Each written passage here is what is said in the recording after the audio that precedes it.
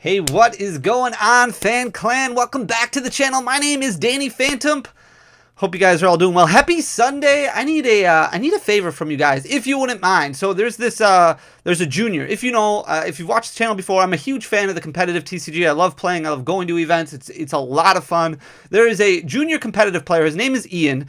He's been playing the game for like a year. So basically last season was like his first season, and he's gone to a couple regional events, and he's a big Pokemon fan, big collector, starting to really start getting into the Pokemon TCG. And I met him, I forget which event it was. I think it was Fort Wayne, where I met him the first time, or maybe it was Milwaukee a year and a half ago. But just a great kid. And he's getting better. He's getting so good at the game. And he went out to Card Party in Anaheim and absolutely crushed it. So him and his dad posted a video yesterday on their YouTube channel. I'm going to put the link in the description down below, and I'm also going to put it as one of the comments and then pin that comment. I want you to go to the video that they posted yesterday, where he talks about how he's been growing a little bit as a junior, and he went out to Card Party and ended up winning the big tournament at Card Party, where you had a cash prize.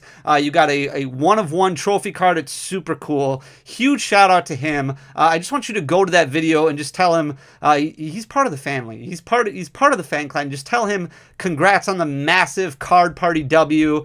Just let him know that he's doing great. So if you guys could do that for me, I would really appreciate it. It would mean a lot to me. Thank you so much. We're going to talk about Obsidian Flames today, but we're going to talk about a couple weeks ago we recorded a video where we went over 20 booster boxes that we opened prior to the release of Obsidian Flames, and I really like to kind of showcase why a lot of storefronts open up product at the beginning, but also why it's not a great idea to open up booster boxes unless you just want to have fun. There is going to be a cost associated with opening up an Obsidian Flames booster box, really any Pokemon booster box, and we've got 20 booster boxes that we're going to go through relatively quickly to show you the average value of a booster box is terrible for Obsidian Flames. However, one thing that's really important to remember, now if you're somebody who has been in the game or in the hobby really since the Sword and Shield sets kind of started, maybe you took a break for a long time, maybe you're an OG Pokemon fan, maybe you've been in the game for a while but never really paid attention to booster boxes or anything like that, the value is bad, and I get that. However, this is no different than how things used to be. A lot of people talk about Pokemon is failing. The Pokemon market is terrible. There's nothing great in Scarlet and Violet.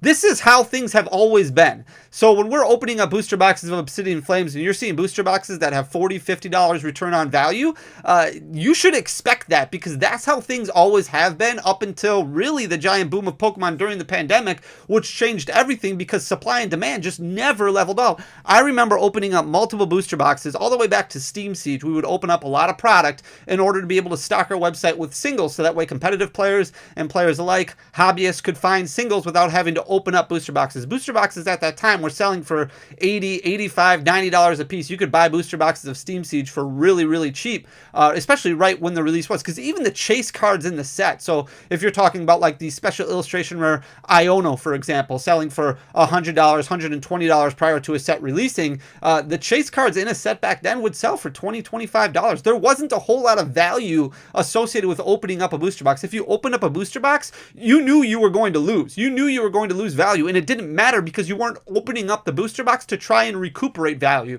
You were opening up the booster box to have fun, to enjoy the cards, to assemble playsets, to assemble a collection, and that's really the mindset that you need to approach opening booster boxes from now on. You can't worry about opening up an Evolving Skies booster box at $100 and possibly pulling that Umbreon VMAX alternate art, because sets like that probably aren't going to be happening throughout the entirety of the Scarlet and Violet block. A lot of times, once you get a new set, a new generation that comes out, pull rates are going to stay very similar throughout the entirety of that generation. So we're going to have good pull rates throughout the entirety of Scarlet and Violet. At least that's what I'm assuming based on historical data that we've been able to accumulate before. So it shouldn't be a surprise that you have chase cards that are selling for under $100, especially when you talk about opening up booster boxes in the past. I remember opening up Roaring Skies booster boxes, Guardians Rising booster boxes. If you didn't pull a Tapu Lele from Guardians Rising, if you didn't pull a Shaman EX from Roaring Skies, you were going to lose a significant amount of value just by opening up the booster box. But it was fun. You were able to assemble play sets of cards, and there was a lot of things that you could do differently. So you can't look at opening up product and expect to get value back. That's why it's important to kind of have fun opening up booster boxes. Don't overdo it. Don't open up, 5, 10 cases of a new set unless you financially able to do so and have have fun doing it that way, look at singles. Single pricing is going to be very, very low, especially for Obsidian Flames. I'm going to flip you around so you can see what the heck Fanny is talking about right here. But we opened up 20 booster boxes. This is so bad. Oh my goodness. Holy buckets. We opened up 20 booster boxes of Obsidian Flames. We're going to go in order relatively quickly of how these booster boxes are performing. Now, when we looked at these a couple weeks ago, this was prices. These were prices that we had listed here that were right before the set released. So maybe the day before the set released, so we had an idea of what prices looked like on opening day. Now the set has kind of stabilized for a few weeks. Booster boxes of Obsidian Flames are selling for $100 or even less in some cases. We're selling cases on our website for $575. So that breaks down to basically close to wholesale pricing already on a set that's only a few weeks old. But if we're looking at box number 1 here, you've got the Artisan Secret Rare, a Secret Rare card selling for $4. The Special Illustration Rare Gita selling for $9. Ortega, a full art supporter, selling for bulk pricing at $2. In fact, the only non-bulk card that we've got after those 2 secret rares is that Gloom Illustration Rare right in the middle there that's selling for $3. So not really that much more than the bulkier cards. So everything else, $2 a piece, and that's being polite. That's being nice to a lot of these cards, assuming that you might be able to get $2 on a bulk EX if you kind of price it out singularly and sell it on its own. Once you factor in shipping, fees, things like that, it's going to get a lot worse. The other problem with Obsidian Flames is there's not a whole lot of ancillary cards in the set. Holo rares, trainer cards, anything like that that's going to have any value associated with it. The best card after you get through all the ultra rares is probably Vengeful Punch, which is just a trainer card selling for basically a quarter. Everything else extremely cheap. Everything else is being put right in the bulk column right away. So if we factor in the bulk and the codes of a booster box, you're only looking at about getting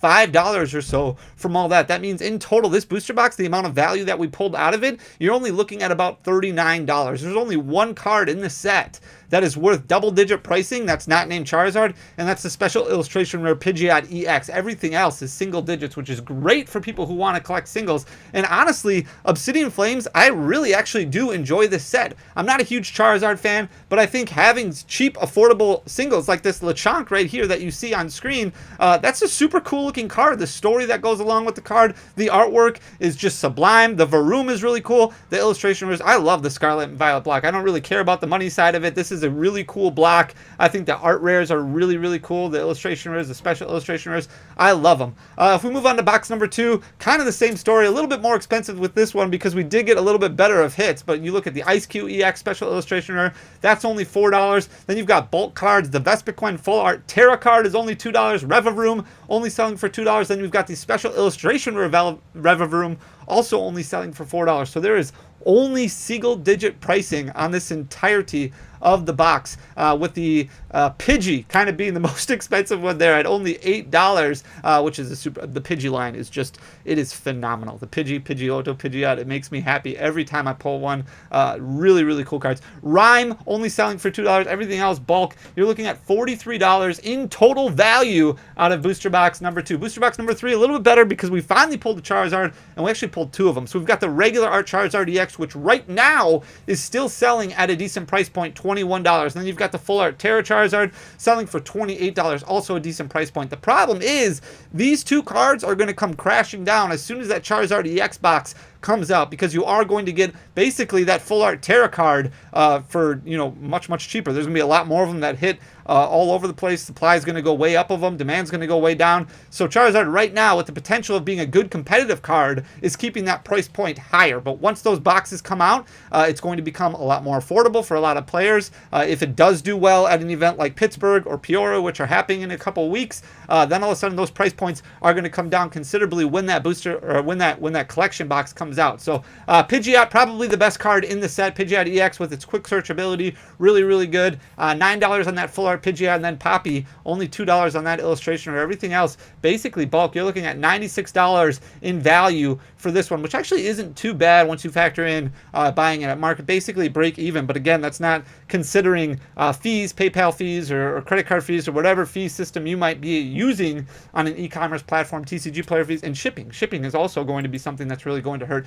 This one, much better. Box number 4, we do have that special illustration rare Charizard EX, which is down quite a bit. You're looking at $85, but remaining somewhat steady at $85, $90, somewhere around there. I don't know if it's going to fall a whole lot further. You might see it come down to $65, $70, like what we saw. Miriam, obviously, the chase card from Scarlet and Violet base, that one's dropped all the way down to about $40. But if Charizard does continue to stay competitive, the special illustration rare might be kind of a chase for some competitive players who like to play high rarity, which is going to keep that price point higher up there. Plus, Charizard just being extremely collectible for a lot of people might keep that price point up a little bit higher. We did get the Terra Full Art Charizard EX in here. Poppy, the special illustration rare, that one's selling for $5. Again, special illustration rares in this set, very, very cheap.